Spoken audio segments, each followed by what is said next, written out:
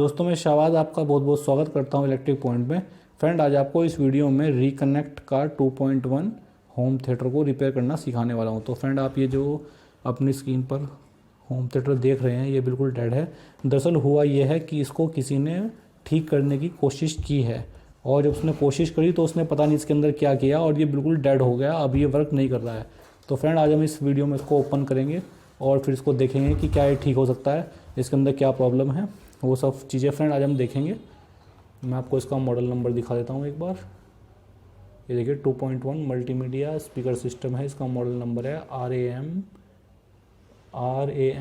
SE2112। तो फ्रेंड ये हमारे पास होम थिएटर है। तो चलिए फ्रेंड इसको ओपन करते हैं और उसके बाद फिर इसको रिपेयर करना स्टार्ट करते हैं।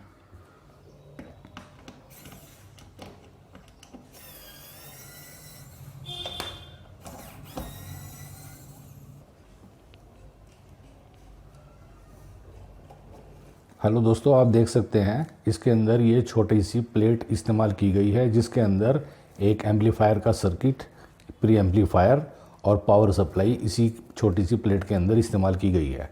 सबसे कमाल की बात है कि इसके अंदर ये छोटी सी पावर सप्लाई 3 एम्पियर का लोड ले रही है और इसकी वोल्टेज 11 वोल्ट के ऊपर कंपनी ने सेट की है।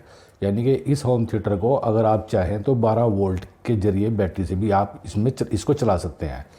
इसमें ट्रांसफार्मर में डबल वोल्ट इस्तेमाल नहीं की गई, सिंगल एक सप्लाई से 11 वोल्ट की सप्लाई से ये ऑपरेट हुई हुई है और 2 पावरफुल आईसी इसके अंदर लगी हुई है। ये पावरफुल आईसी इसके अंदर एसएमडी आईसी हैं, ये बहुत छोटी आईसी है, इनकी आउटपुट भी काफ़ी अच्छी है और ये इसमें इस्तेमाल की गई है। ये इसके सब बफर के कनेक्शन हैं और ये सामने कार्ड की सप्लाई जा रही है। ये इसकी पूरी हमने ये बाहर निकाल दी।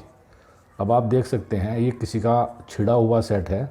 यहाँ से कोई आईसी इसके अंदर से निकली हुई है, रेगुलेटेड आईसी वो इसके अंदर है नहीं और किसी ने इसको रिपेयर करने की कोशिश की लेकिन वो रिपेयर हो नहीं सका सही तरह से। तो इसमें अभी हम पहले इसको चेक करेंगे ये ठीक है या नहीं, उसके बाद फिर आगे का सर्किट चेक करेंगे क्योंकि आगे का सर्किट तो ख़राब नहीं है।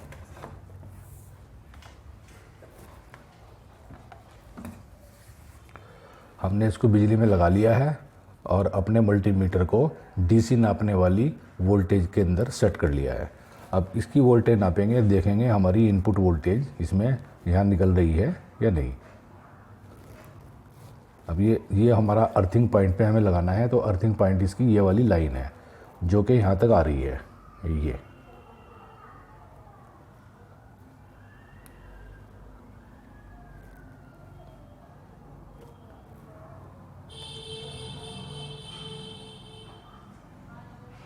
ये देख सकते हैं आप 11.27 इसकी वोल्टेज आ रही है और ये वोल्टेज यहाँ पे इस पिन पे हमें 5 वोल्ट मिलनी चाहिए जो कि नहीं मिल रही।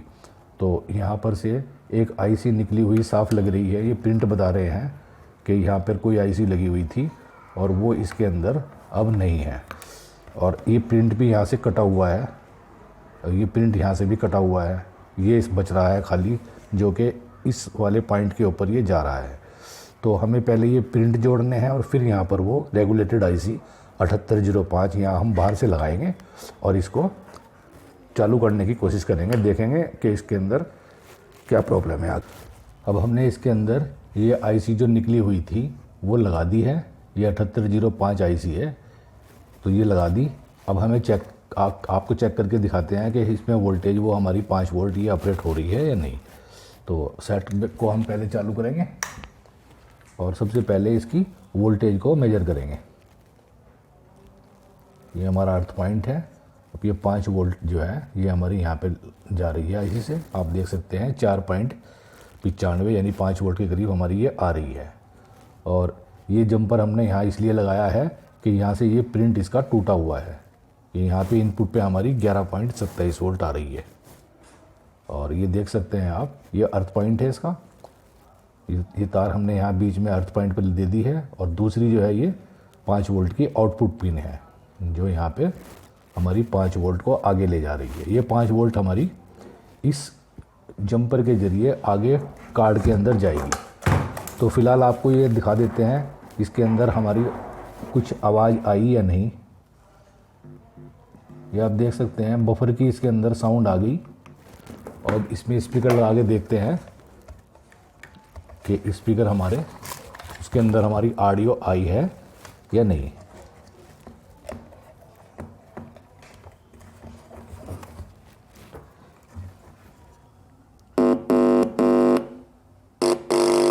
ये देख सकते हैं आप, जो है दोनों इसके स्पीकर ये चालू हो गए हैं। तो ये स्पीकर की ये दोनों आईसी और ये दोनों 4558 आईसी ये बिल्कुल ओके है। तो अब हमारा रह गया कि सामने का ये इसका कार्ड जो है इसमें कमी हो सकती है। अब जैसे ही हम इसको अगर लगाएंगे तो हमने देखा है कि ये कुछ शॉर्ट बता रहा है। इसकी जो सप्लाई है, ये जो 5 वोल्ट यहाँ पे आ रही है, ये हमारा अर्थ पॉइंट है। ये वाला आप देख सकते हैं, ये अर्थ पॉइंट है और ये 5 वोल्ट यहाँ पे हमारी ये जा रही है इस कार्ड के ज़रिए। अगर हम इसको लगा देंगे तो ये आईसी जो हमारी है ये बहुत गर्म हो रही है, जिसकी वजह से इसके उड़ने का ख़तरा उत्पन्न हो जाता है। अब जैसे ही हम इसको यहाँ लगाएंगे,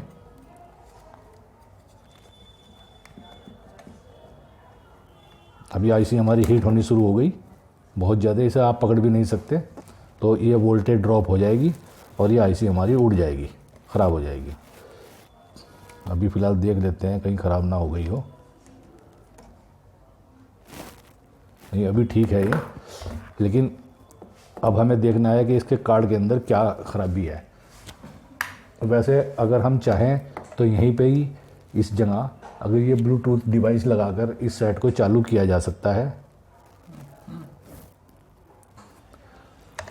आप देख सकते हैं ये इस आईसी उड़ने का कारण मालूम हो गया है। ये जो कार्ड है ये हमारा शॉर्ट है आगे का, फ्रंट का।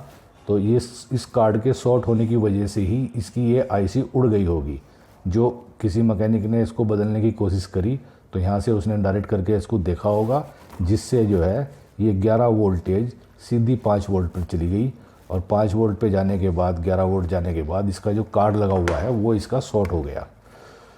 तो इसके लिए इसके कार्ड को चेक करते हैं, अब पता चलेगा कि कैसे ये शॉर्ट हुआ है कार्ड। तो इसके लिए सबसे पहले इसको खोलेंगे।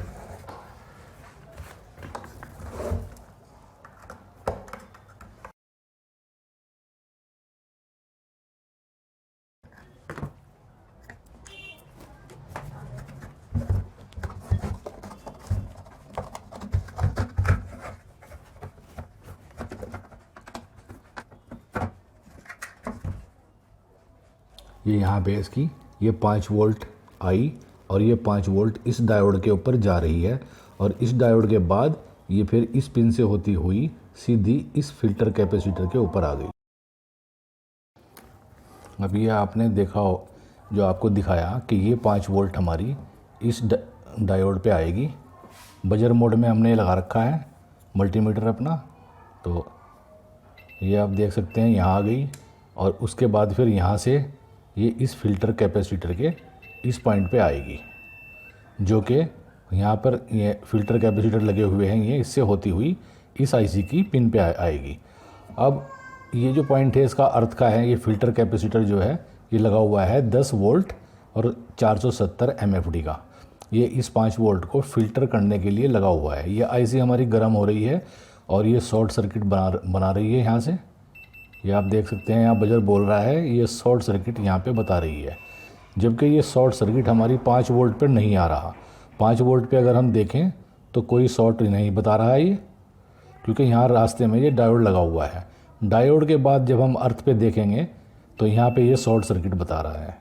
तो इसका मतलब ये हुआ ये आईसी हमारी शॉर्ट हो गई, ये बहुत तेज़ गर्म हो रही है। इसी की आईसी की वजह से वो हमारी रेगुलेटेड आईसी उड़ गई और इसीलिए हमने उसकी जगह ये 7805 आईसी लगाई है। अब समस्या ये है कि इस तरह का कार्ड ये मार्केट में अवेलेबल नहीं है और हमें इस कार्ड को, इस सेट को चालू करके देना है। हाँ, इस कार्ड का जो काम है यही है कि इसके अंदर एक पेन ड्राइव लगी हुई है और साथ में ब्लूटूथ है और यहाँ से कनेक्शन जाने के बाद इसके सामने का पैनल ये इसको ऑपरेट करता है। ये बटन इससे ऑपरेट होंगे इस कार्ड के ज़रिए। ये भी एक सर्किट लगा हुआ है, तो इसके अंदर इसका डिस्प्ले है और ये बटन दिए गए हैं। ये डिस्प्ले इसका इसी कार्ड से चलेगा अब दूसरा कार्ड अगर हम इस्तेमाल करेंगे वो डिस्प्ले इसका मैच नहीं करेगा, बटन कोई काम नहीं करेंगे, तो इसमें दूसरा कार्ड भी हम बदल नहीं सकते। तो उससे बेहतर होगा कि इसी के अंदर हम एक ब्लूटूथ डिवाइस लगा दें, जिससे हमारी ये पेन ड्राइव भी चल जाएगी और ये जो है इसके ब्लूटूथ से भी काम कर जाएगा। और इसकी जो है ये जो पैनल है इसकी फिर ज़रूरत नहीं होगी, जैसे ही हम सेट को ऑन करेंगे वो ब्लूटूथ से कनेक्ट हो जाएगा। अगर हम इसमें पेन ड्राइव लगाएंगे पेन ड्राइव से कनेक्ट होगा। ये बटन इसके काम नहीं करेंगे और ये आगे से कोई डिस्प्ले नहीं आएगा। बस ये वाली एक इसमें ब्लूटूथ डिवाइस हम लगा सकते हैं, जिसके अंदर ये 2 पिन है, ये DM, ये आप देख सकते हैं इसके अंदर ये DP और DM ये 2 पॉइंट दे रखे हैं। इन 2 पॉइंट में को दे के हम इसके बीच वाले जो इसमें DM और DP होता है पेन ड्राइव में, यहाँ पर कनेक्शन कर देंगे। बाकी एक नेगेटिव और दूसरा जो है पॉजिटिव 5 वोल्ट है वो इसमें आ ही जाएगी जब हम यहाँ इसको सप्लाई देंगे। इस IC की हमें पिन काटनी पड़ेगी, ये सप्लाई वाली ये पिन इसकी काट देंगे, जिससे सब जगह वोल्टेज चली जाएगी। यहीं से वोल्टेज लेकर हम इसमें आगे ये पेन ड्राइव वगैरह हमारी इस्तेमाल कर सकती हैं। इसी ब्लूटूथ को हम यहाँ भी लगा सकते हैं और इसकी बजाय से उधर भी लगा सकते हैं कार्ड के अंदर। इसके अंदर ये वाली डिवाइस भी लगा सकते हैं। ये सिंगल बस ब्लूटूथ के ऊपर काम करेगी, इसके अंदर पेन ड्राइव चलाने का कोई सिस्टम नहीं होता, तो ये भी इसमें लगाई जा सकती है। आप ये देख सकते हैं इसके अंदर हमने ये ब्लूटूथ लगा दिया है, इसमें आपको चला के दिखाएंगे। लेकिन आप जो है इस ब्लूटूथ की जगह ये वाला ब्लूटूथ भी इस्तेमाल कर सकते हैं, जिसके अंदर पेन ड्राइव चलाने की भी सुविधा है, वो आपको हम बता चुके हैं। और इसके अलावा आप ये दूसरा छोटे वाला स्मार्ट कार्ड है, ये भी आप इसमें लगा सकते हैं, कनेक्शन वही सेम होंगे और इसी तरह से इसको कर सकते हैं।